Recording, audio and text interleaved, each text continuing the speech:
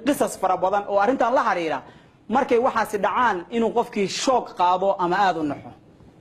laba nin baa sheekaysatay oo odayaal ah oo Soomaaliya waayaha adduunka laga sheekaystay in baa wuxuu warnay waliga masiibo ma kugu dhacday markaasuu yiri ha waabay masiibo igu dhacday suu yiri maxaa kugu dhacay nin waxa igu dhacay buu yiri wiilkayga curada oo kaligiisii ahaa baa inta bahal qaniinay biga dhintay marka masiibadaas waa igu dhacday kii kala wuxuu yiri aniga waligay masiibo iguma dhicine waabay cirib isaarta masiibo aniga iguma dhicin laakiin mar bay cirib isaarta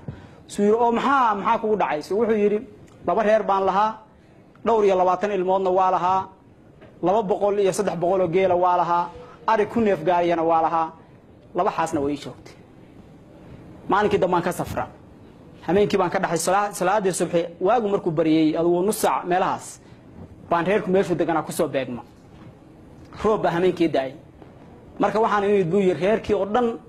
oo xalay inta wariq ku dhacday hal qof oo nool iyo hal neef oo xoolaay nool aan ku jirin dhowr iyo 20 ilmood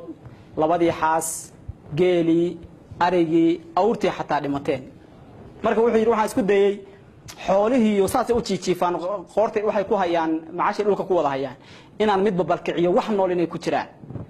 saan ugu wareegay hal rati ah oo rarooy ah oo geed ku xirnaa baa ii kacay buu yiri oo dhagii mid xalad dilaaceen qaraxii meesha ka dhacay baash xoolihii halkaas neef markuu aan rabo inuu ka noolsaa meydkii tiriyebiya dadkii baan fiirshay dadkii oo dhan waa meyd laakiin waxaan waayay biyo labadii xaas mid kamid ah oo uur lahayd oo 9 bilood ahayd baan waayay buu yiri raadna mal roob baaday meelaha marmaray meelmaha marmaray markii dhamaan weymid buu ayuu geed hoosti ku suuxsan waa fiirshay gabadhi way nooshay ma dhiman ayadu way suuxsan tahay ratii baan soo kaxaystay reeriyaan soo saartay gabadhi baan u keenay wuxuu yiri waa ku rara gabadhi baan u sameeyay meel aan oo darga camal ah baan saaray ratii baan la dhaqaaqay waana 9keedii baa gabadha go'ay maalinkood dhan baan wadaa buu yiri ratii waa iska mabanayo maskaxdeedu xataa caadi uma joogto goor casar iyo duhur dhexdooda hoos 8 saac iyo bar meelahaas baan wabiga ku imid buu yiri wabi meel maraan ku imid ayr baan inta gabadhina fool baa qabatay kaligay baana saaka xataa markaan soo baxay kama fakarin buu yiri gabadhan amay kugu foolataayo wax sakiin iyo midna ma wato wuxuu yiri mar alla markii gabadhii fooshi qabatay ratii baan ka dajiyay wiil bay dhashay laakiin nasiib darro waxaan xudunta kaga gooyay mala geed baan inta fuulay bi xaleef ka soo goostay bi xaleefkan kaga jaray xudunta waa nolol laga yaabo inay aad u adag tahay laakiin ninka ka sheekeynay waa nin caadi u sheekeynay asagu waa ninka le balaaya ay saartay cirib ee aniga iguma dhicin waligeed balaayo wuxuu yiri markay gabadhii u mushay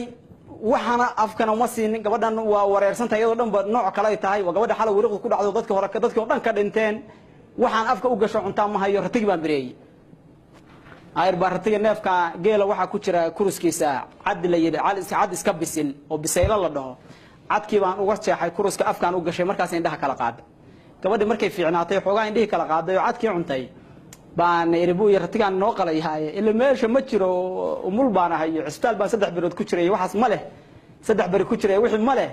baan iribu yiri orado nooga soo dhaamay ratiga intaan sii qalayo inta qaadatid jeegan wabiga dar gabadhi mar alla markay istir wabiga aad u taabsiisi jeerigaankii baalkii jeegii yaxaas baa ku dhuftay